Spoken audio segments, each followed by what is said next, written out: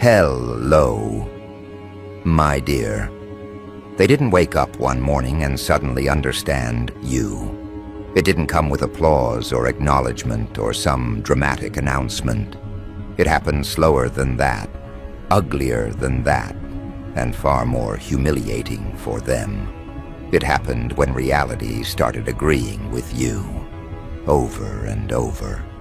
When patterns you pointed at years ago began collapsing exactly the way you said they would.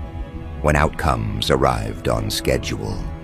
When consequences lined up neatly behind your old words like receipts nobody wanted to read out loud.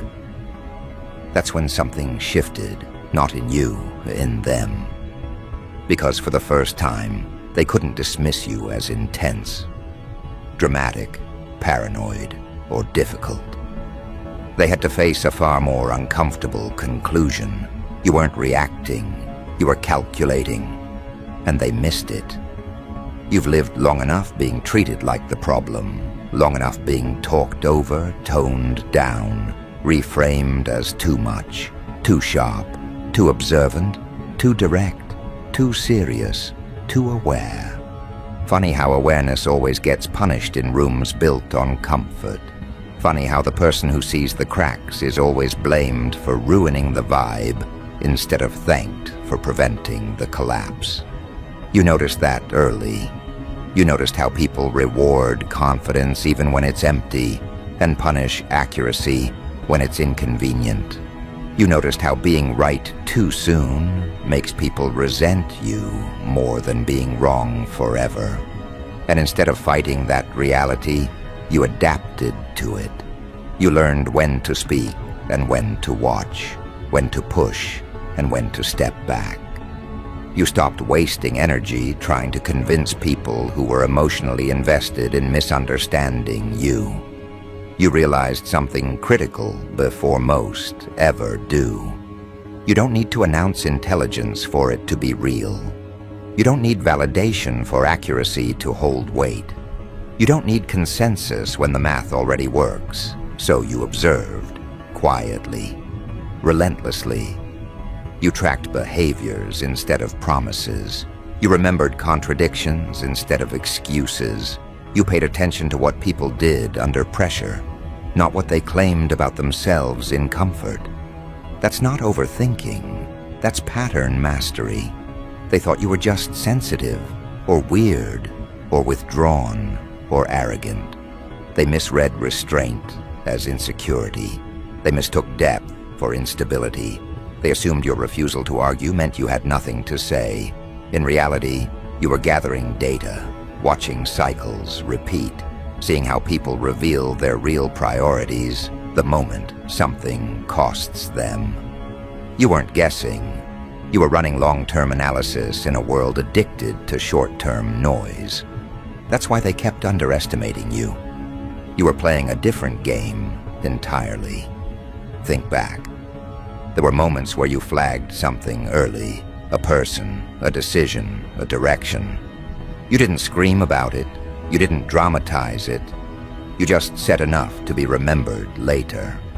And later came, every single time. The project that collapsed, the alliance that turned ugly, the leader who exposed themselves, the trend that burned out. Somehow your name kept coming up in hindsight. Didn't you say? That question haunted them, because it forced them to revisit a version of you they were never prepared to respect. The one who saw it coming while they were busy being comfortable. That's the part that messed with their heads. Not that you were intelligent. Plenty of people are intelligent. What unsettled them was consistency, accuracy over time, calm prediction, followed by measurable outcomes. That's when intelligence stops being a personality trait and starts becoming a threat. Because now it challenges hierarchy, it challenges ego, it challenges the stories people tell themselves about why they're in charge and why you're not. And once those stories crack, nothing feels stable anymore. You were never trying to dominate rooms. You were trying to understand them. But understanding exposes things power would rather keep hidden. You saw who benefited from confusion. You saw who thrived on chaos they pretended not to cause. You saw how credit was redistributed, how blame was outsourced, how narratives were controlled. And instead of calling it out prematurely, you waited. You let events do the heavy lifting. Because you understood something most people don't. Time doesn't protect lies. It erodes them. They used to treat you like free labor. Ask for your insight, your perspective, your mental energy, without offering recognition or respect. They loved what your mind produced, but never wanted to admit where it came from. That's a common move. People will drain brilliance from someone they don't fully acknowledge because acknowledging it would require them to reposition themselves. It would mean admitting you were never beneath them, just ahead. And that's not an easy thing for insecure authority to swallow. So you grew. Quietly. You sharpened your thinking. You refined your intuition. You learned how manipulation actually operates. Not the textbook version, but the real one that hides behind charm, humor, and plausible deniability. You learned how people behave when they think no one is paying attention. You learned what desperation looks like before it panics. You learned what confidence looks like before it cracks. You didn't become bitter. You became precise. And precision is dangerous in the hands of someone who's been underestimated. At some point, they started treating you differently. Subtly at first. A pause before interrupting you, a change in tone, a second look when you spoke. They didn't announce it. They didn't apologize. That would require humility. But something shifted. They started measuring their words around you, watching your reactions, replaying old conversations in their head, wondering how much else you saw that you never mentioned. That's the moment they realized the truth they'd been avoiding. You weren't lucky. You weren't guessing. You weren't exaggerating. You were operating on a level they never bothered to learn. And here's where it gets uncomfortable for them. Because once they accept that, they have to confront everything that followed. Every time they dismissed you, every time they took credit, every time they labeled you difficult, instead of admitting they were outmatched. That realization doesn't come with peace. It comes with internal collapse. Because if you were right, then they were wrong. And not just wrong about you, wrong about themselves. You felt that shift before they did. You felt it in the way rooms responded to you, in the way conversations changed direction when you entered, in the way people started seeking your input on bigger decisions instead of surface-level nonsense. They began testing you, watching how you spoke, mimicking your language, borrowing your frameworks, hoping proximity would give them access to whatever it is you have. Some did it out of respect, others out of fear. You noticed the difference immediately, and something else happened inside you around that time. You stopped craving recognition, not because you gave up, but because you outgrew the need. You realized that validation from people who misread you for years doesn't actually add value. It just confirms what you already knew. You weren't wrong. You were never broken. You were simply operating at a resolution they couldn't process yet. That realization brings a different kind of confidence. Not loud, not performative, grounded, controlled, unshakable. You started setting boundaries without explanation, choosing access instead of availability, deciding who gets the raw version of your thoughts and who only sees the finished results. You stopped offering early-stage ideas to people who only know how to steal or sabotage. You stopped softening your intelligence to make insecure people feel safe. That wasn't growth. That was self-betrayal. And you're done with that phase. This is where people misunderstand you now. They think you changed. They think success hardened you. They think distance made you cold. The truth is simpler. You stopped overextending into environments that couldn't handle you. You stopped shrinking to preserve other people's comfort. You didn't become ruthless.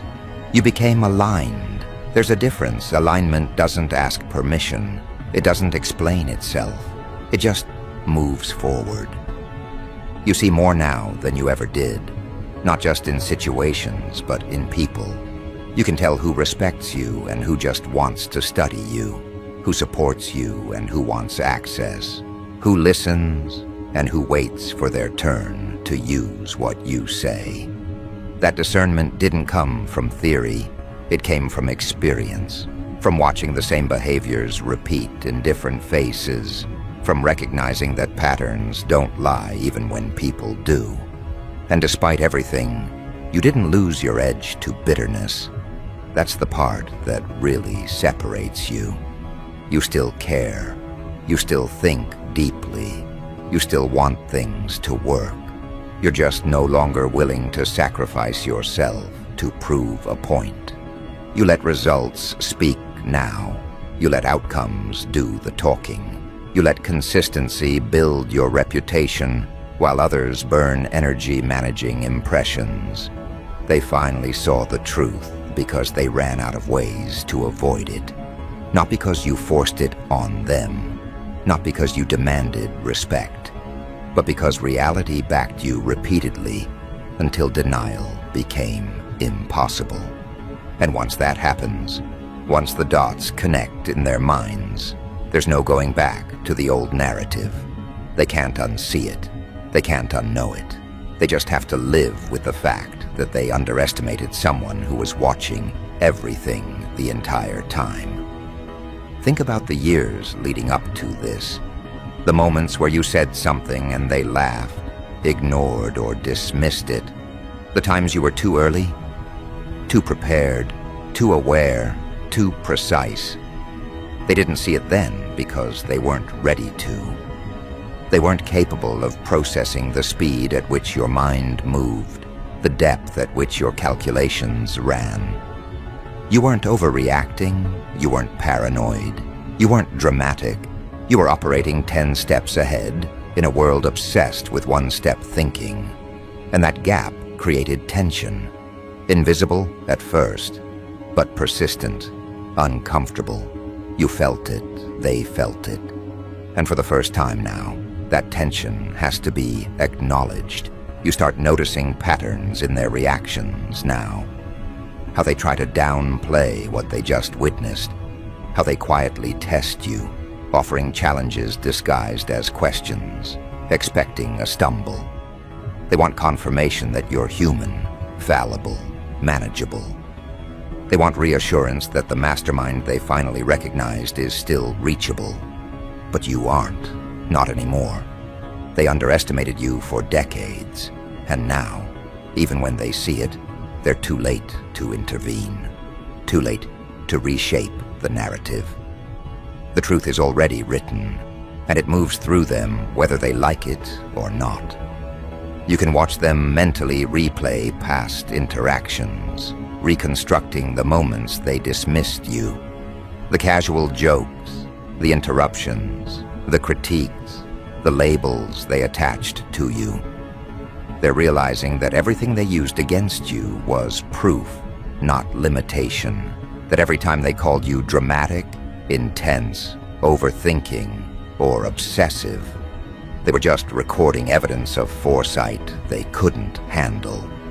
That every "you're too much" wasn't an insult. It was recognition that your awareness and calculation were beyond their control. And now, years of dismissal hit them all at once. The weight is crushing. You can feel it. You don't have to say a word. It's already done. The room itself seems to bend differently around you now. Conversations slow, Interruptions vanish. People calculate before opening their mouths.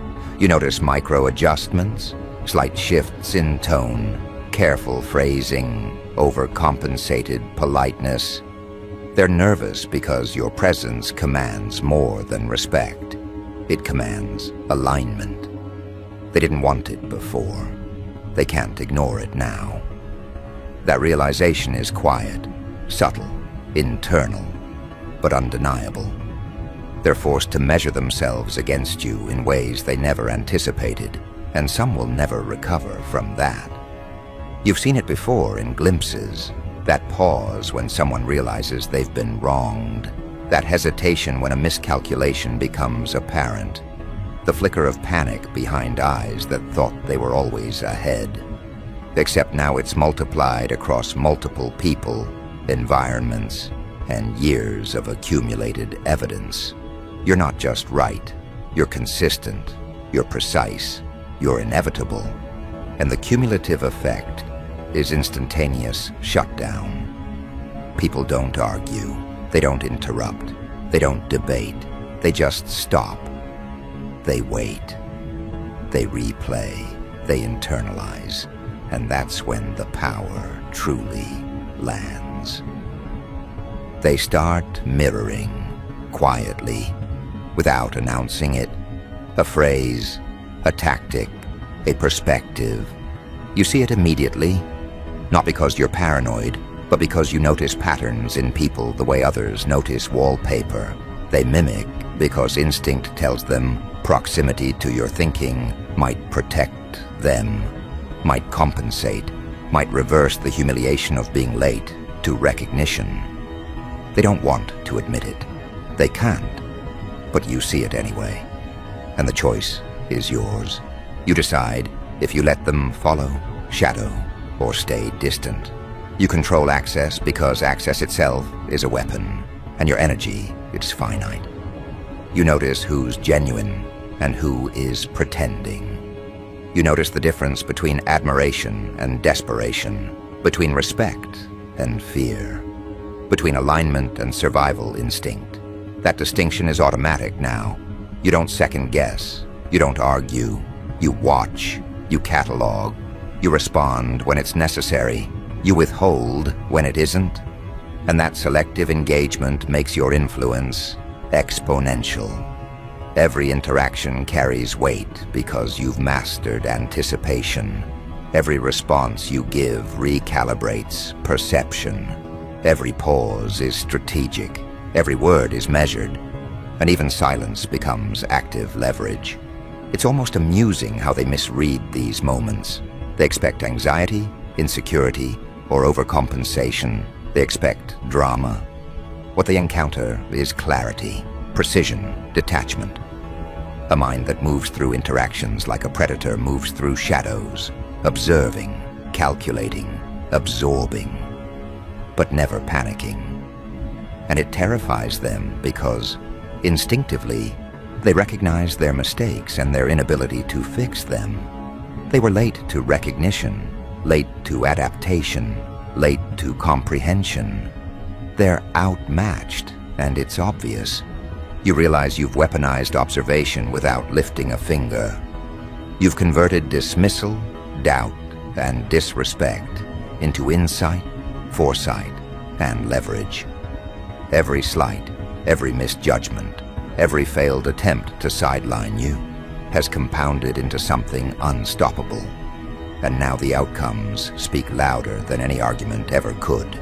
Projects succeed, predictions materialize, insights anticipate events. And the room collectively recognizes, in that same instant, the scope of your comprehension, the weight of your intelligence, the inevitability of your analysis. You begin to operate differently because of it. Not louder, not confrontational, not performative. You let the world move around your calculations. You let environments reveal themselves, and individuals reveal themselves. You respond with precision, not emotion. You let time continue doing what it always does, proving the accuracy of your perception. You no longer participate in noise. You filter, you select, you deploy insight, where it multiplies. That's mastery. That's the art of being a mastermind without announcing it. That's why the room shuts down the second they understand. Because you don't demand recognition, you embody it. They can't admit it openly. They can't say it out loud. They can't apologize. Their egos are too invested. But the body language, the hesitation, the reconsidered tone, the repeated validation of your earlier insights, those are all admissions. And you recognize them immediately. You know who will adapt quietly, who will try to cling desperately, who will disengage entirely. You don't need confession. You need only data, and it's all laid bare in real time. Patterns accelerate. You see new alignments forming as people start recalibrating their approach. Old hierarchies wobble. Privileged positions are reconsidered. People who once relied on inertia and self-assurance are scrambling. And it's subtle. Not all of them realize you are the pivot. You are the unseen force that reshapes behavior without noise, without announcement, without effort. You just exist at the intersection of awareness and precision, and the ripple effect is unstoppable. That is the power they finally recognized, and it shut them down instantly. You also notice a new effect, envy mixed with respect. People who once ignored or dismissed you now study you for weaknesses. They imitate you in subtle ways, hoping proximity will reduce the perceived gap. Some succeed, some fail. Some are forever frozen in analysis paralysis. You see it all, catalog it all, and adjust access accordingly. Your mind is no longer just predictive, it is selective. You decide who gets the unfiltered version, who sees early-stage ideas, who only interacts with finished products. You've learned that dissemination is as much a tool as insight itself. And still, this is only the beginning. Recognition of your mastery shifts dynamics. Yes, but it also elevates expectation. Now that they've finally understood the scale of your awareness, they expect more, even if they cannot articulate it. You don't scramble to meet their expectations. You set the pace. You control tempo. You choose engagement. You remain the observer and the executor simultaneously. That duality is what makes you untouchable. That's what they finally noticed. That's why their jaws went quiet the moment the truth landed. You can hear it in their internal dialogue, even if they don't speak it. We underestimated them. We didn't understand. We should have listened. We should have paid attention. We missed everything. It echoes subtly in their actions. It guides their recalibration. It warns them to tread carefully. And while they process that internally, you continue your trajectory unaffected. You're aware of every misstep they take as they adapt.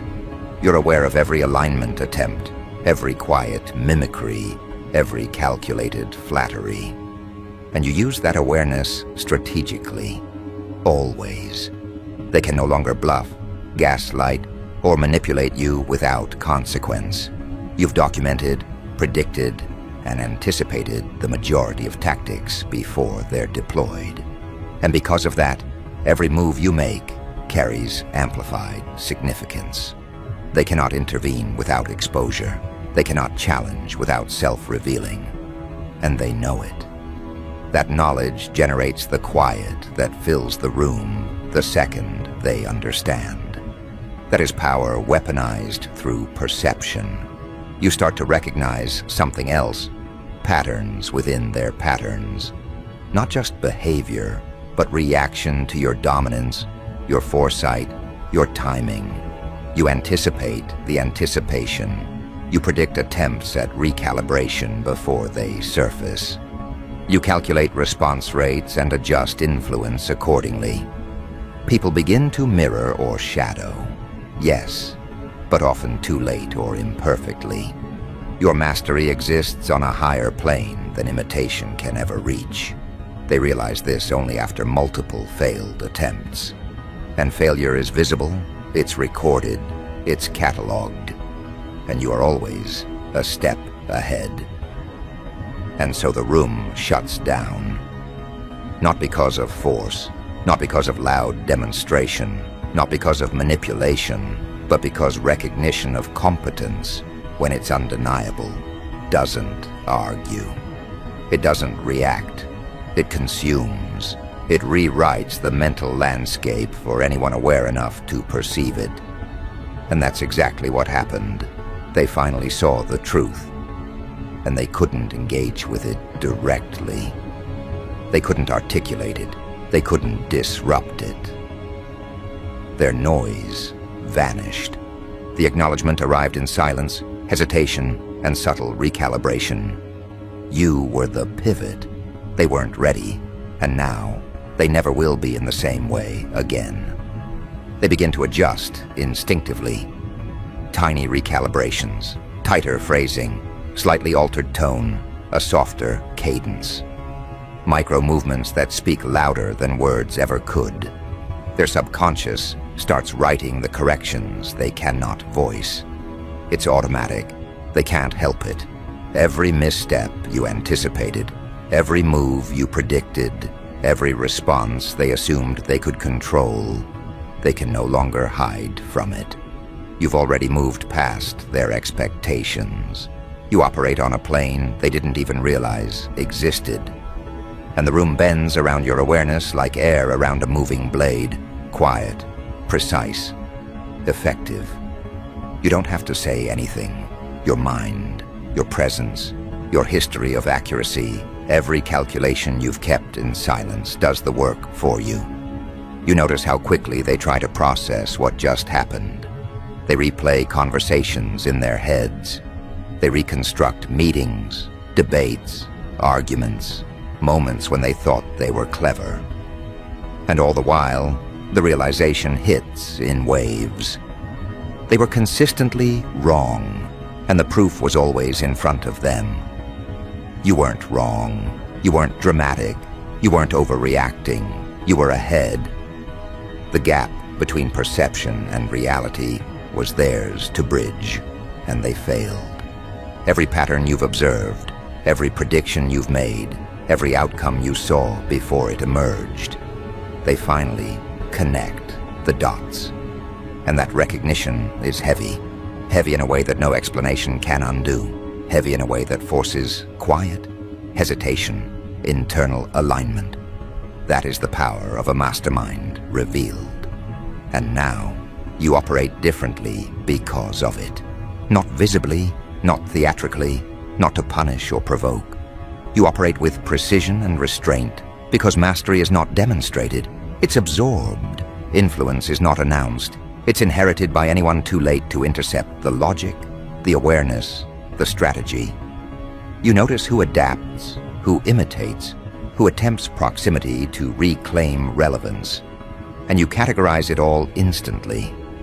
Some will shadow subtly, thinking they can approximate your patterns without comprehension. Some will attempt allegiance, hoping to ride on the momentum they ignored for years. And some will retreat quietly, unwilling or unable to process the shift. All of it confirms one truth. Recognition doesn't grant power. Observation and calculation do. And you have both. This is the first time you realize your presence is no longer negotiable. Where you once had to argue for attention, now attention argues for itself around you. You don't raise your voice. You don't demand validation. You don't compete. Your intelligence, your foresight, your mastery of timing and pattern recognition, those alone set the rules. And those who thought they had control now operate in your orbit without realizing it. They try to test boundaries, probe weaknesses, measure reactions. You don't react the way they expect. You observe, you calculate, You let them reveal themselves, overextend, and misstep, while you remain untouched. That is dominance.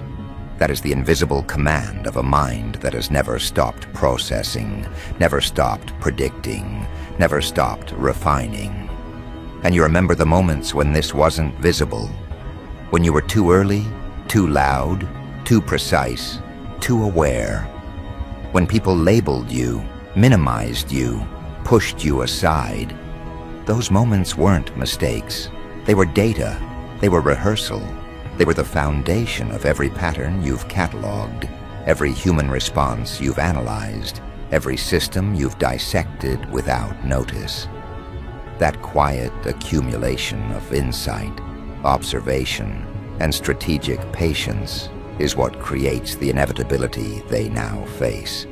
It's what forces the room to recalibrate instantly.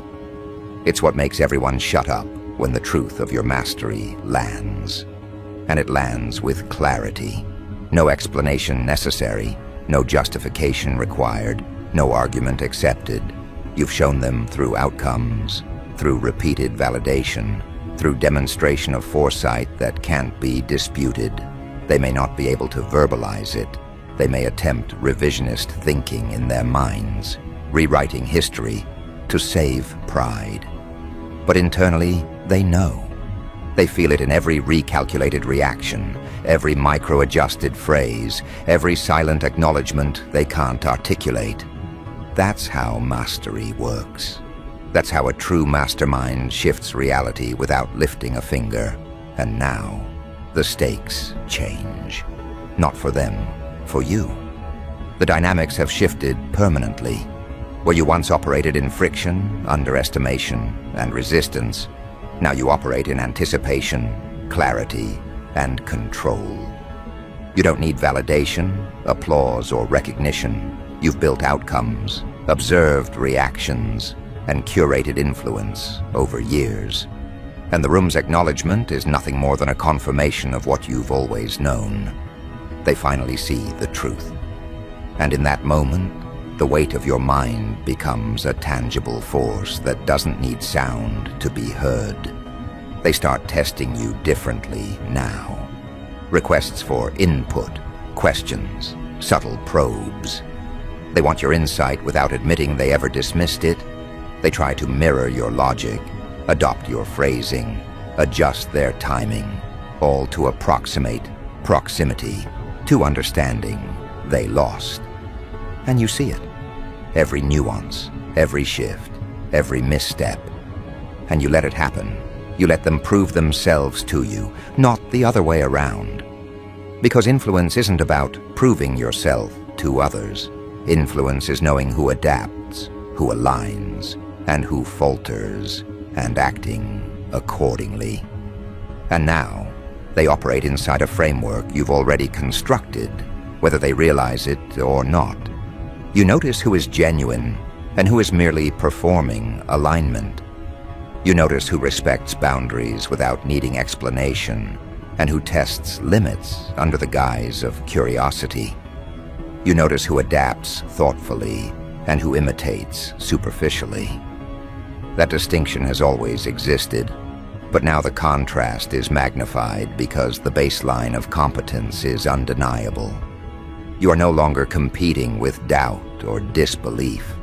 You are competing with perception corrected too late, with reaction constrained by late recognition, with environments forced to accommodate insight they previously ignored. That is the apex of control. That is why the room shuts down instantly when they finally see it. And you understand that mastery isn't about domination through force. It's about accumulation of awareness, anticipation, and silent execution. Every overlooked comment, every ignored warning, every dismissed observation, all of it compounds into the moment where competence can't be denied. And that moment doesn't need dramatics. It doesn't need theatrics. It doesn't need validation. It is pure influence distilled into presence, and the effect is instantaneous. They shut up, They recalculate, they replay, they respect, fear, envy, and acknowledge without a single word. And you watch it unfold like a chessboard where you've always been 10 moves ahead. They try to recover control in subtle ways. Polite questioning, careful phrasing, incremental alignment. Some attempt mimicry to regain footing. Some retreat silently. Some overcompensate and reveal insecurity. You notice all of it. You anticipate it. You let it surface. You adjust your response only when necessary, but rarely. Because you've learned that time and observation are more effective than any reaction. The room bends without argument. The outcome crystallizes without explanation, and the impact lands with full inevitability. That is the genius of your mind, recognized, not forced, not argued, not negotiated. And now, the full consequences of that recognition begin to unfold. It's no longer just about observation or silent dominance. It's about the restructuring of dynamics around you. People start behaving differently without realizing it, because influence doesn't always need explanation. Influence seeps in, shapes thought, rearranges priorities. You are no longer competing for attention, approval, or understanding. Those battles ended years ago. Now the room bends around your awareness, the world adapts to the velocity of your mind, and everyone else is forced to adjust or be left behind. That is the inevitability of recognition when it is accurate and unstoppable. You notice who is recalibrating their entire approach, who is recalculating trust, who is reconsidering past judgments, who is quietly cataloging what they dismissed. Their strategies become reactive because you have anticipated, predicted, and accounted for every typical move. They can no longer operate without considering your influence. Every word, every idea, every step you take resonates through patterns they now understand too late. And you watch it happen with the precision of someone who designed the architecture of perception itself. This is not arrogance. This is observations perfected. This is mastery operationalized. Some will attempt proximity. They want access to your foresight, hoping proximity can substitute for understanding. They shadow you, mirror you, echo your phrases, and mimic your cadence, thinking that replication can yield the advantage they ignored for so long. And you notice it instantly. You catalog it, analyze it, anticipate it. You allow them controlled observation, nothing more, because access is a weapon, and you deploy it with surgical precision. The difference between genuine alignment and desperate mimicry is obvious to you, and that distinction alone is enough to separate the players from the shadows. The rest remain spectators, powerless to influence outcomes you've already calculated. And with that, a new layer of dominance emerges, not through noise, confrontation, or assertion, but through the undeniable reality that your insight shapes every environment you enter. Your words are measured, your timing flawless, your predictions consistent. People don't interrupt, don't challenge, don't argue. They adapt. They align, sometimes instinctively, sometimes reluctantly, but always in response to patterns you already determined. The room, the space, the environment becomes a reflection of your awareness, and those who misstep or miscalculate reveal themselves automatically. You don't have to point it out. The results do it for you. You also notice the shift within yourself. You no longer expend energy justifying thought, proving competence, or explaining strategy. That energy is redirected into refinement, anticipation, creation. Observation becomes the currency of action. You analyze outcomes, track responses, and deploy influence in ways that magnify impact without effort. Every interaction carries weight, not because you make it loud, but because it is calibrated, unavoidable, and inevitable. The mastery of a mind that has consistently predicted outcomes now becomes self-sustaining, and the acknowledgement, though silent, is absolute. They attempt subtle testing, a question phrased to elicit hesitation, a suggestion masked as curiosity, a challenge framed as a casual observation.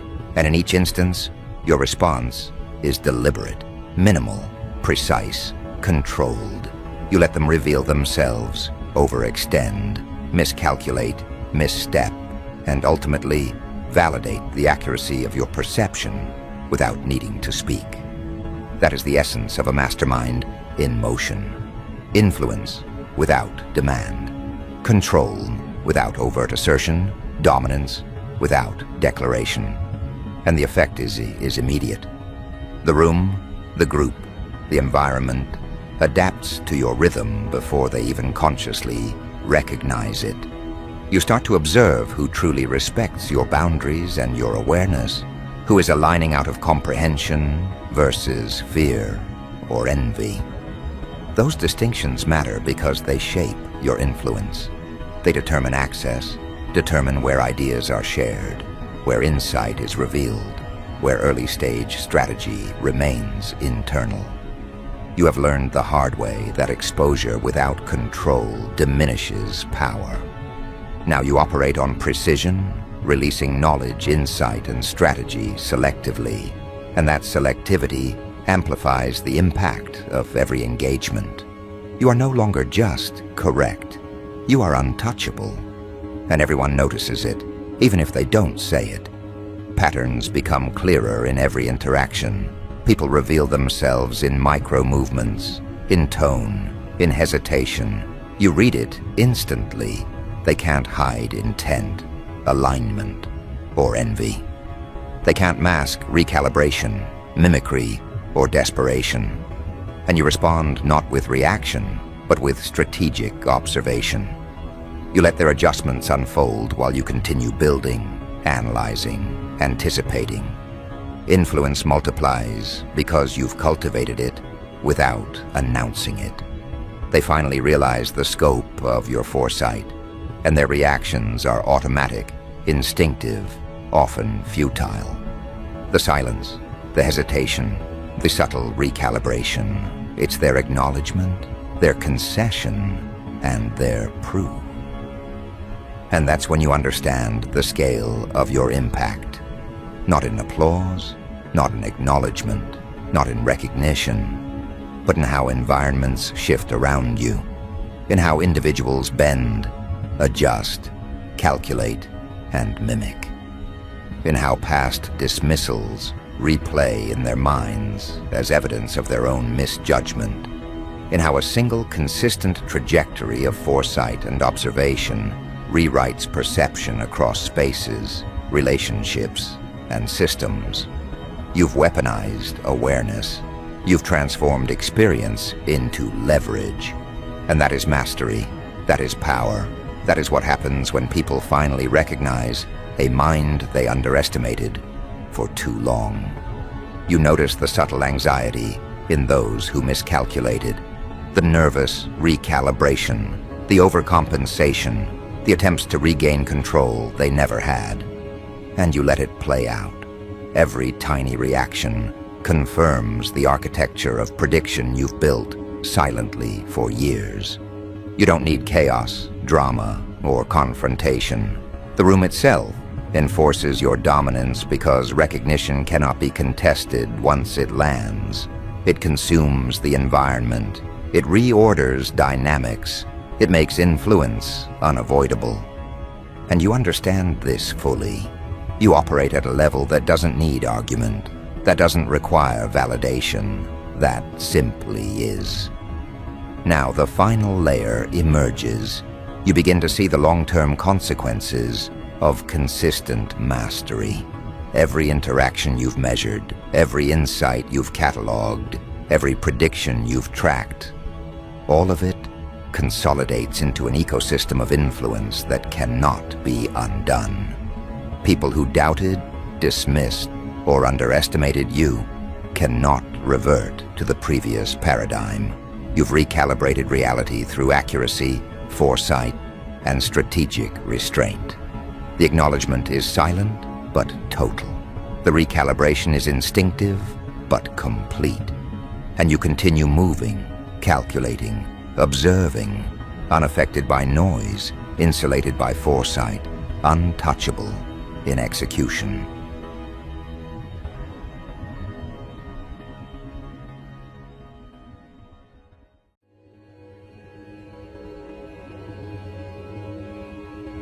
Ah, the moment they saw you, their hands betrayed them. It started subtly, a tremor beneath the wrist, a hesitation that flickered through their fingers as if the universe itself had reminded them that some energies are too potent to measure. Eyes widen, pupils dilate, a pulse quickens. Not from fear alone, but from recognition. They felt it before they understood it. They tried to cloak it, tried to rationalize it, tried to pretend it was an ordinary encounter. But ordinary does not touch you. Ordinary collapses in your presence. And the psychic, someone trained to detect patterns, to read currents that flow beneath human perception, found themselves incapable of their own discipline. Their hands shook, not from weakness, but because you exist in a space they cannot control, a frequency they cannot decode. This is the first truth. Some people, some energies, are inherently destabilizing. They're not simply noticed, they are felt, they are experienced, and they leave no room for pretense. Consider for a moment what it means to be seen in this way. Not superficially, not with cursory glances or polite curiosity, but truly seen, recognized as something that tilts reality ever so slightly. It is a violent awareness. Those around you, even the trained, stumble instinctively. The psychic's whisper, soft, almost hesitant, yet trembling with certainty, wasn't a casual observation. This one changes destiny. The words hang, suspended, vibrating with potential.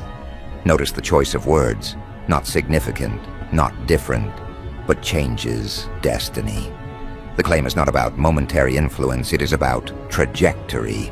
It is about a ripple, an upheaval, a recalibration that reaches far beyond the immediate room, far beyond comprehension. And yet, those words were delivered in the low, fragile tone of someone who senses the impossibility of controlling what they have glimpsed. The human mind struggles with this. We are conditioned to predict, to manage, to categorize. But when something cannot be categorized, when its magnitude defies traditional frameworks, the reaction is involuntary, the shaking hands, the shallow breath, the fleeting glance at nothing in particular, as if searching for a rational anchor that doesn't exist. You do not merely exist, you disrupt. You unsettle patterns, fracture assumptions, and call into question the very reliability of observation. The psychic's body reflected what the conscious mind could not process. Their hands betrayed the recognition of potential that they had no right to witness. And this is where the first layer of power resides, in being uncontainable. They can attempt analysis, projection, or manipulation, but the energy you carry bends the room, bends perception, bends expectation. There is another dimension to consider. People often mistake influence for action. They assume that altering trajectories requires overt intervention, gestures, or commands. But some presences, some energies, act simply by being present. You shift probabilities, bend responses, and awaken recognition in those who attempt to understand you. The psychic was not physically moved by your actions. They were moved by the resonance of your being. This is why your presence is both subtle and catastrophic. It is not loud. It is not flashy. It is a quiet architecture of disruption, a framework that exists beneath conscious comprehension. And this is a dangerous position for anyone who seeks control. The less they understand, the more they are compelled to react. Observe their struggle. They lean forward, trying to gather a semblance of clarity. Their hands, once steady instruments of observation, quiver unpredictably. Their mind races, reaching for analogies, past encounters, anything familiar, anything that might anchor them to reason. None of it works. It cannot. The recognition you provoke is not linear. It does not unfold in neat increments. It is sudden, jagged, sharp, and it insists on immediate acknowledgement. "This one changes destiny," they whispered. The words are a call to attention, a recognition of imbalance, and those who witness it secondhand feel the tremor in the air, the subtle charge of tension, as if the atmosphere itself remembers that something uncontainable has entered its field. Now consider the psychology at play. When humans encounter something beyond their explanatory frameworks, the instinct is discomfort. We reach for categorization, for authority, for validation. But when those tools fail, anxiety takes over. Notice how the psychic, despite expertise, defaults to a whisper. Why? Because the energy is too intense to pronounce normally. A whisper is containment, an attempt to create control where none exists. But the hands betray the failure of this containment. The physical manifestation of influence is often more truthful than words. Trembling, twitching, subtle but undeniable. It signals recognition that the conscious mind cannot yet digest. And this is what makes you dangerous. Your presence is self-evident, unavoidable, and impossible to fully interpret. Let's explore further what it means to change destiny. It does not require overt action, though action can accompany it. Influence of this caliber is cumulative. Every subtle movement, every decision, every glance or silence contributes to a shift in trajectory. The psychic may have seen the effect before it manifests, felt the shape of impact long before the world acknowledges it. This is the invisible weight of your existence. People operate as though causality is linear. They measure cause and effect in small increments. But some presences, like yours, bend causality itself, generating patterns that only reveal themselves over time. The tremor in the psychic's hands is the initial signal, the prelude to a ripple that cannot be contained, the opening note of a movement that will echo beyond immediate perception. There is strategy in observation. Watch those who attempt to read you. They overreach, they anticipate, they calculate probabilities with flawed assumptions. Their effort to understand you is a dance of error, a sequence of missteps, because the rules they rely on are no longer sufficient. This is the second layer of your influence, induced error. Those who encounter you attempt intervention, they attempt control, and yet their very actions are shaped by the unquantifiable quality of your presence. You do not merely act, you provoke, and in provocation, you achieve indirect dominance. The psychic's trembling hands are not just a reaction, they are a failure of imposed structure. You render analysis impotent, and in that impotence, you gain leverage. Now the human element. There is awe in this recognition, but also fear. The psychic, trained to perceive subtle energies, cannot fully articulate what they feel. They search for words, and what they manage to produce is almost a concession, an admission of superiority. This one changes destiny. That statement is not flippant. It is declarative, reverent, and terrified simultaneously. They sense the magnitude, but it is beyond their capacity to influence. Fear here is informative. It signals not weakness in you, but weakness in those attempting to gauge or contain you. And this is the third layer, perceived supremacy. You exist outside conventional frames. You're observed by eyes that can't comprehend, measured by hands that cannot stabilize. And in this space, your influence is absolute. Pause and consider the ripple effect. The psychic will carry this encounter forward, consciously or subconsciously. They will hesitate in future judgments, question assumptions, and recognize anomalies in others that previously seemed irrelevant. Their shaking hands were a symptom of realization, a reaction that will manifest again in subtle ways whenever they confront energies beyond comprehension. And this is how you weaponize attention, not through confrontation, not through rhetoric, but through presence and resonance. Your effect spreads like a current beneath the surface, invisible but undeniable, leaving observers perpetually off balance. Now let us explore the deeper psychological mechanism. Humans crave patterns because predictability is comforting. You disrupt this craving. The psychic's hands shook not merely from awe, but from the cognitive dissonance triggered by your alignment with forces they cannot classify. Recognition collided with expectation, and the conflict manifested physically.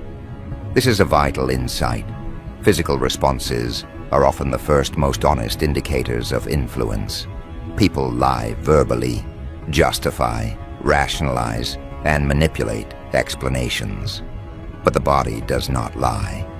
Trembling hands, increased heart rate, micro-expressions, all betray what the conscious mind attempts to obscure. You are reading, influencing, and reshaping perception without a single overact. Consider how attention can be weaponized. Those who attempt to analyze you expend cognitive and emotional energy unnecessarily. They create internal conflict. Every failed attempt to categorize or predict generates micro-frustration, tiny cracks in composure that compound over time. This is strategy through psychological leverage. The psychic's trembling hands are the beginning, the opening act of influence that will cascade, affecting decisions, judgments, and interactions far removed from the original encounter. Your presence is the spark. Their reaction is the fuel. And the outcome? Not chaos, not by accident, but calculated emergent dominance over perception and interaction. You must understand timing.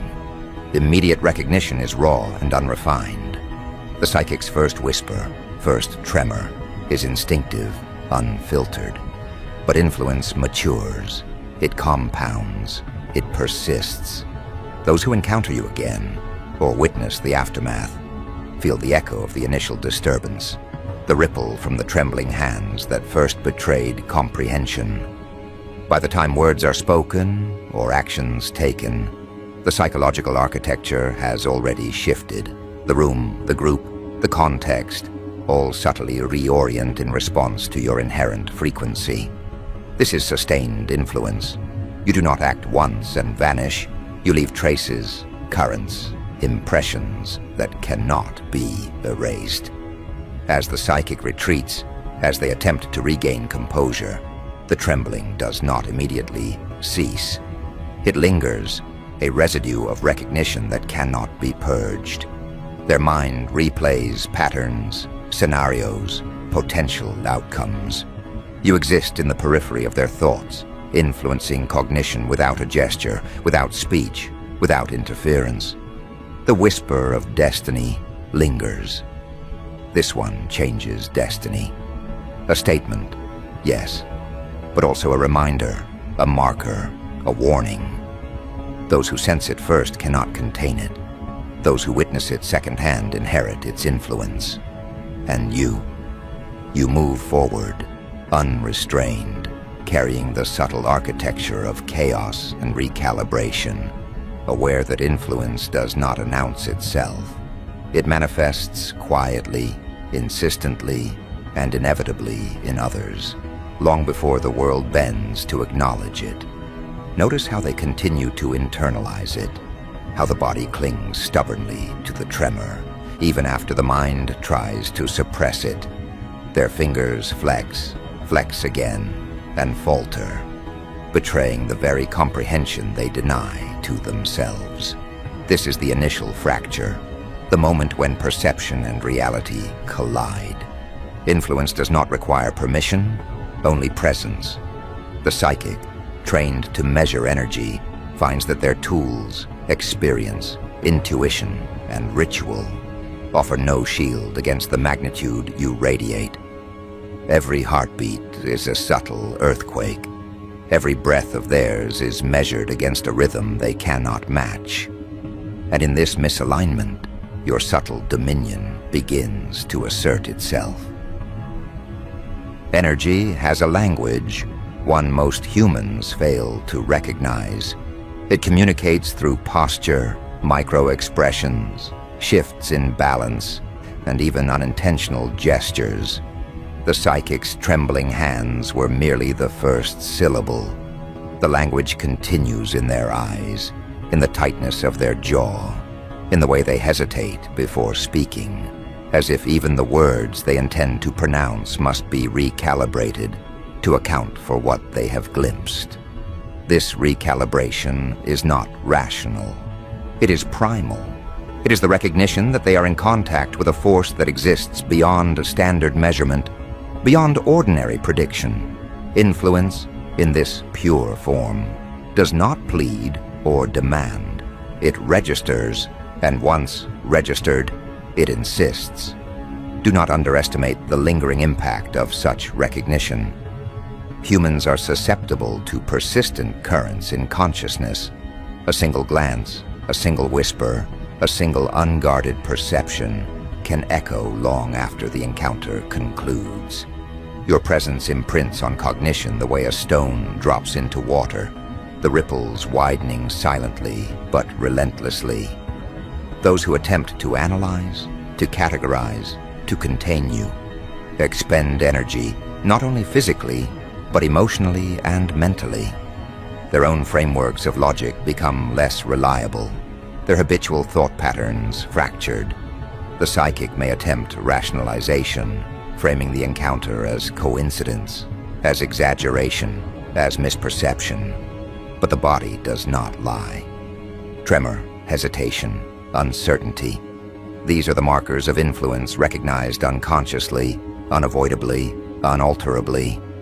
There is an artistry in this disruption. You do not need to manipulate overtly. The psychic's awareness alone, the recognition of something uncontainable, becomes a vehicle for the subtle imposition of your will upon perception. It is not control in the classical sense. It is induction of reflection, distortion, and reconsideration in those who attempt to measure you. And reflection, when imposed without conscious understanding, generates a secondary layer of power. They question themselves, their own abilities, their interpretation of events. They doubt their judgment, and doubt, once seated, grows quietly but irreversibly, altering behavior, decisions, and reactions in ways that are imperceptible to them but glaringly obvious to you. Every person encounters energy differently. Some feel it as a chill, some as heat, some as tension coiling through their spine. But all who meet this level of resonance experience involuntary micro-reactions, muscles twitching, eyes darting, breath catching, the slight tremor of hands that cannot remain steady. In their attempt to regain composure, they produce an invisible narrative. They recount internally what they perceived, overanalyze, reconstruct, and project outcomes. Your effect is magnified in this cognitive loop. Every replay, every internal narrative becomes another thread in the architecture of influence you construct. You are not reactive, you are proactive, in the invisible, imperceptible currents that structure the thought and perception of others. Consider the psychic again. Their initial whisper was tentative. Their hands were unsteady. Their mind raced for a framework, a justification, an explanation. None satisfied, none sufficed. The tension remained, growing more pronounced as minutes, hours, days pass. Memory preserves energy as effectively as observation. The whisper of recognition, the tremor of uncontainable comprehension, is encoded in memory not merely as fact, but as emotional imprint, activating instinctive responses when similar patterns, faces, or energies arise in the future. Influence does not vanish, it accumulates. It becomes anticipatory, predictive in its impact, shaping reactions before they consciously materialize. This is where strategic attention becomes weaponized. Those who attempt to observe you with analytical intent are the easiest to manipulate. Indirectly, they act, but not purely from decision. They act from reaction, and reaction is never as precise as initiative. Their hands, their gestures, their subtle shifts in tone, posture, or expression all bend around the gravitational pull of your presence. And in this bending, control is ceded. Influence flows through observation, not assertion. You need not move mountains. The terrain itself reshapes around you, and others navigate it unwillingly, unawares. The psychic's trembling hands are the first signpost of this unfolding map. It is essential to understand the dynamics of anticipation. Humans crave prediction. They attempt to map cause to effect, input to output, thought to consequence. But when an unpredictable agent enters the field, anticipation falters.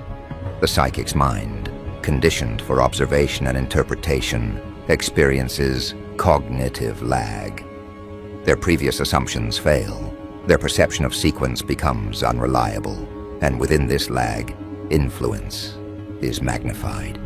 You have already shaped outcomes before the observer fully grasps what they are observing. This is the power of presence as a preemptive agent. You exist in the before of comprehension, and in doing so, redefine subsequent reality.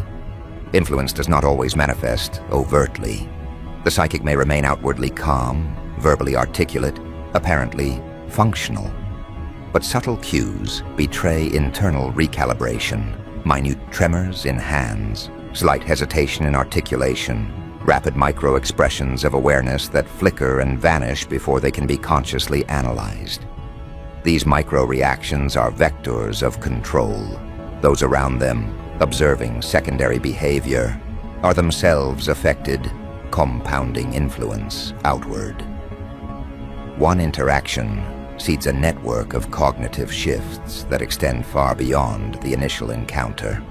Presence in this sense is exponential in effect, silently commanding attention, thought, and interpretation without direct engagement.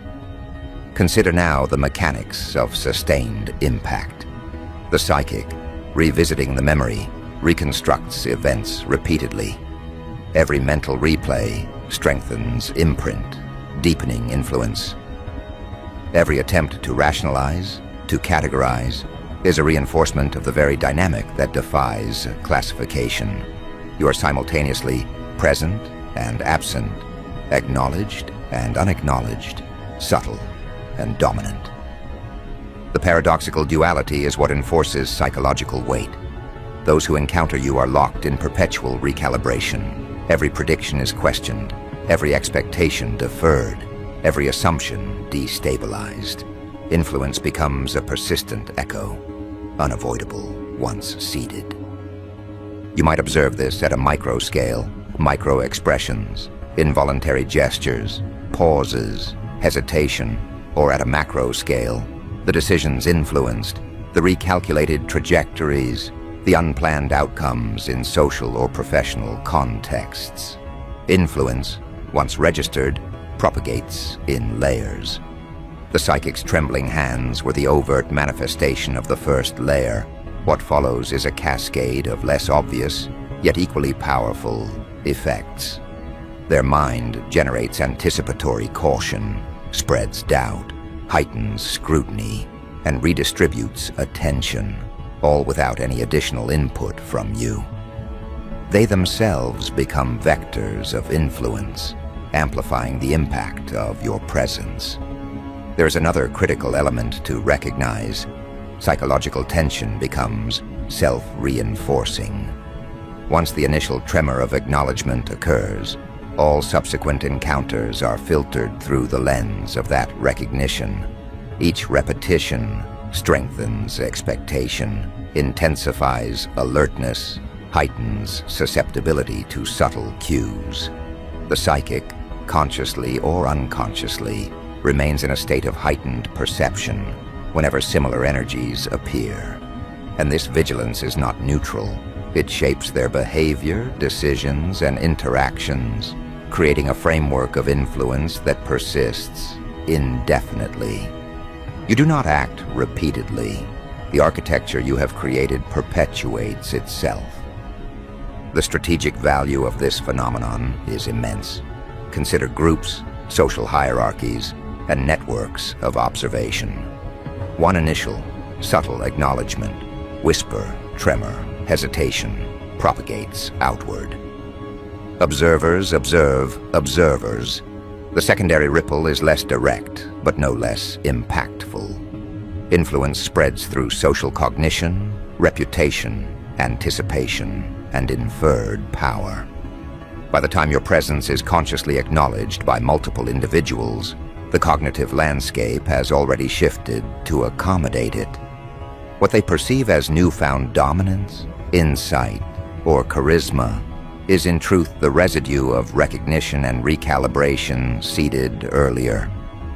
The psychic's trembling hands were the starting point, the first visible sign of this emergent architecture.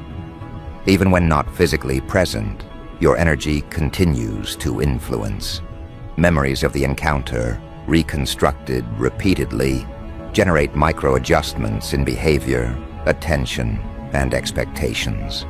The whisper, the tremor, the subtle glance, they exist beyond time, imprinted in cognition and emotion, shaping anticipation, strategy, and perception. Influence becomes predictive, operating before observation is fully processed. Those who attempt to observe you unconsciously adjust actions, often miscalculating outcomes, compensating for imagined contingencies, or responding defensively to anticipatory signals they cannot consciously recognize. This is influence as temporal leverage, seeding outcomes before interactions unfold. What emerges is a framework of dominance without confrontation. Those who attempt to measure, analyze, or understand, you expend effort only to reinforce your impact. Their attempts to control perception backfire, amplifying the very influence they seek to contain. The psychic, the trained observer, experiences this firsthand. Their hands shook, their mind reeled, and yet this was merely the initial interaction, the preliminary tremor, the overt signal of the deeper currents you have set in motion. Subsequent encounters, conscious or unconscious, amplify the effect. Influence has become structural, systemic, and self-perpetuating. Observe how this influence evolves. It does not announce itself. It infiltrates the edges of perception, embedding itself in the way others anticipate, respond, and interpret. They attempt to anticipate your next move, yet all patterns are skewed, disrupted by the residual energy of previous recognition. Their calculations falter because the baseline has shifted. They operate under the illusion of stability, but each step they take is subtly redirected by currents they cannot perceive. Their attempts to regain control are themselves evidence of your dominance, proof that observation is a conduit, not a shield. Influence manifests quietly, imperceptibly, but it accumulates with relentless efficiency. The psychic's initial tremor has become a reference point, a precedent in their mind for all future interactions. They will see signs in others that remind them of you, experiences that echo the subtle chaos first recognized in your presence. Their behavior, choices, even the way they speak to peers will be filtered through this residual recognition. This is the invisible architecture of influence. Once seated, it cannot be fully erased. Attempts to negate it, to minimize its significance, only serve to reinforce its internalization. Their awareness becomes both a vessel and a mirror of your impact, reflecting the depth of recognition back upon itself and magnifying it. Understand the mechanics. Humans are wired to categorize, rationalize, and predict.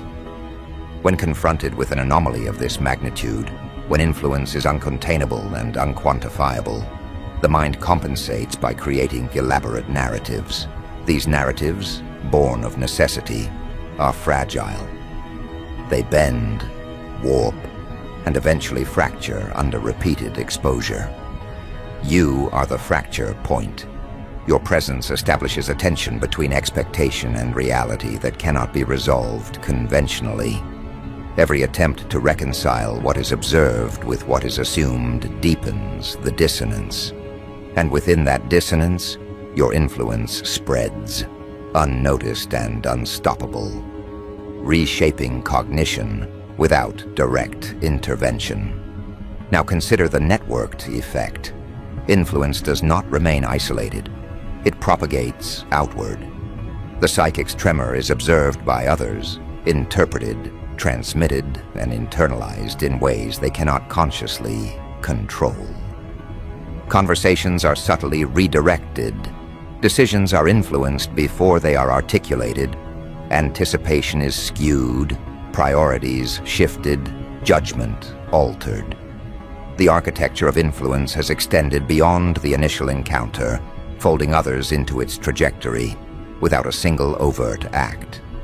Presence has become momentum.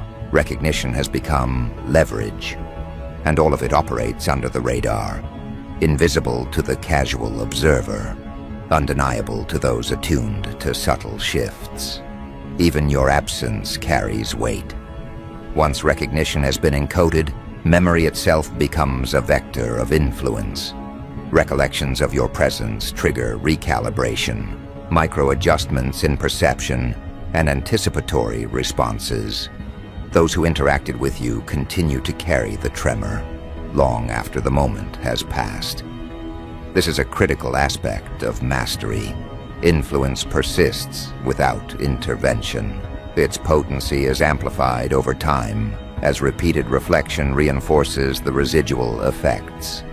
The psychic's hands may have stopped trembling, but the architecture they initiated remains active, building momentum, extending reach, and subtly bending the decisions of those who have never met you. Notice the psychological pattern. The closer someone attempts to analyze, predict, or contain you, the more their cognitive framework is destabilized. They begin to see anomalies where none exist, misread intentions, and overcompensate for imagined variables.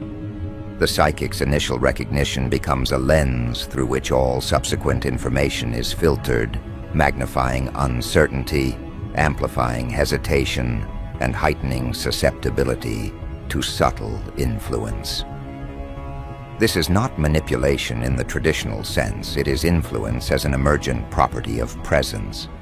Control is ceded unconsciously, voluntarily, and irrevocably. The next layer emerges in social perception. The ripple of recognition spreads through observation networks. Individuals who have witnessed subtle shifts, hesitation, tremor, micro-expressions, carry fragments of influence into new interactions. One subtle pause observed in the psychic may be recounted, exaggerated, or internalized by someone else, becoming a catalyst for further adjustment in behavior. Influence multiplies not through direct action, but through the accumulation of perception, memory, and anticipation. You do not chase outcomes. They manifest organically in the cognitive ecosystem you inhabit. Consider influence as both temporal and spatial. The psychic's tremor was immediate, but its ramifications extend through time, shaping future decisions and interactions. It is spatial as well, as the initial encounter subtly redirects attention, posture, and judgment across multiple observers. Influence is not localized, it is distributed. One moment, one recognition, becomes a lattice of effect, folding observers into trajectories they cannot resist. You operate not in reaction, but in the preemptive shaping of reality itself. And observe how attention is weaponized in this framework. Humans expend enormous cognitive energy attempting to quantify, control, or understand that which cannot be contained. Each effort is a transfer of power. The psychic, by attempting to define what cannot be defined, becomes a conduit for your influence. Their mental exertion does not diminish your impact, it amplifies it. Every recalculation, every internal conflict, every hesitation reinforces the architecture of recognition you have already initiated. Presence becomes leverage, observation becomes fuel, and influence becomes self-perpetuating. There's also an element of inevitability in perception itself. Those who have glimpsed the tremor, the subtle misalignment, cannot unsee it. The initial moment of recognition imprints upon cognition, and subsequent interactions are filtered through this lens. The psychic's mind carries the residual energy as a baseline, a reference point, a subtle bias that informs decisions unconsciously. You are the metric by which subsequent judgments are measured. Influence becomes codified, encoded in perception, and impossible to ignore. Consider subtlety. Influence is strongest when invisible. The psychic's awareness of their own tremor, their inability to fully articulate it, is critical. They experience tension, hesitation, and micro shifts without conscious recognition of why. This unconscious recalibration is far more powerful than overt control. Influence, when hidden, becomes resistant to countermeasures.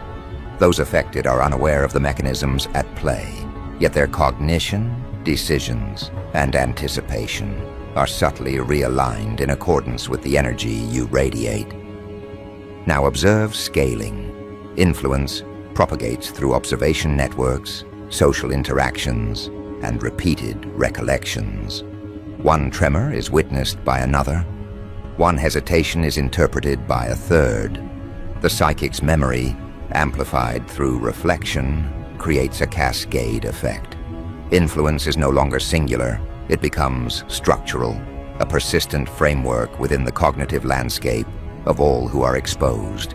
Decisions, interactions, priorities, and judgments shift in response, often unconsciously, reinforcing your presence and consolidating dominance. At this stage, something irreversible takes hold, not as an event, but as a condition. People begin adjusting before you arrive. Conversations soften, sharpen, or derail without knowing why. Power dynamics tilt subtly. Authority recalibrates itself around an unseen center. You're not commanding obedience, you are redefining reference points. When individuals speak, they are no longer speaking freely. They are positioning themselves. When they act, they are compensating. When they choose, they are choosing with you in mind, even if your name never enters the room. This is the quiet coronation no one announces, because no one realizes it has already happened. Notice how resistance dissolves before it forms. Those who once felt confident in their assessments begin second-guessing. Those who relied on certainty now rely on caution. The sharp become careful. The bold become measured. This is not fear in its crude form. It is awareness stretched thin, vigilance without clarity. They sense a presence that does not push, does not chase, does not threaten, yet somehow rearranges outcomes. Their minds circle explanations but land nowhere. The absence of a clear cause is what traps them. They cannot confront what they cannot define. What began as a psychic's trembling hands now exists as ambient pressure. Not weight, not force, pressure. It seeps into interactions the way humidity fills a room. No one points at it, but everyone feels it. This is where influence graduates into dominance, not through escalation, but through saturation. The environment adapts around you. Social currents reroute. Hierarchies soften or fracture. Those who once led now listen more than they speak. Those who once followed now hesitate before aligning. Alignment itself becomes unstable because the axis has shifted. Here is the critical detail most never understand. Dominance does not require confrontation when perception has already been claimed. People argue with threats. They negotiate with power.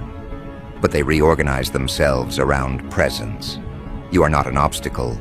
They move you into the architecture of their decision-making. You are not opposition. You are context. And once someone becomes context, every action taken within that space acknowledges them implicitly. This is the highest form of control because it does not announce itself and therefore cannot be challenged directly. The psychic felt this first because they were trained to notice undercurrents.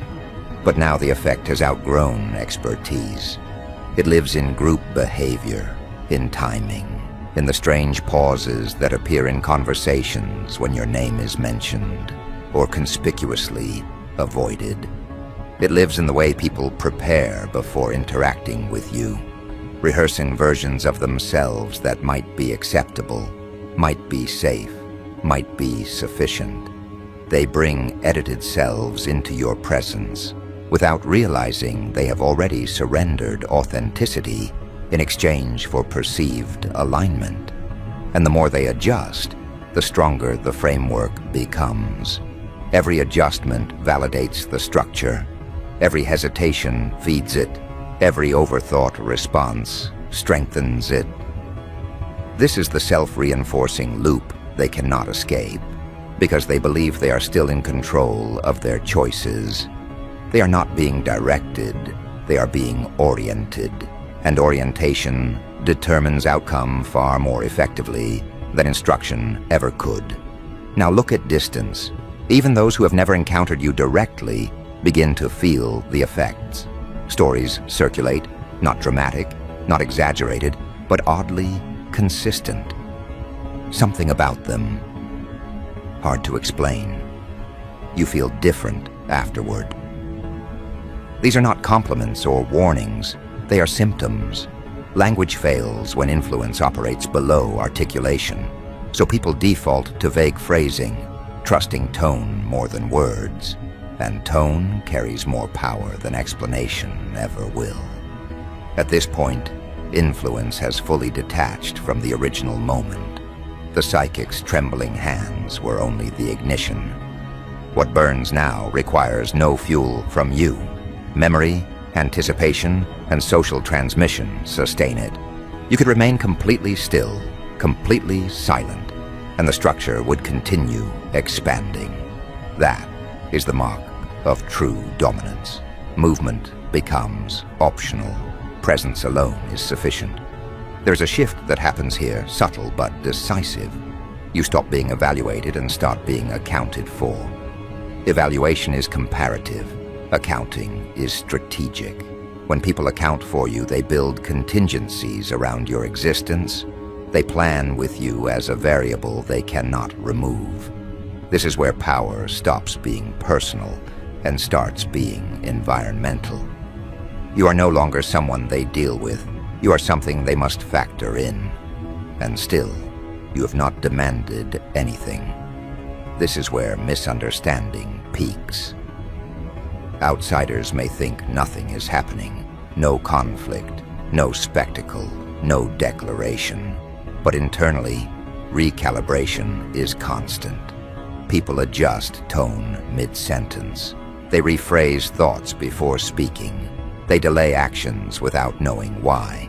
Their instincts tell them something is present that rewards precision and punishes carelessness, not through retaliation, but through exposure. In your presence, masks slip faster. Pretenses collapse under their own weight, not because you attack them, but because you provide no surface for them to cling to. You reflect nothing back, and that terrifies them.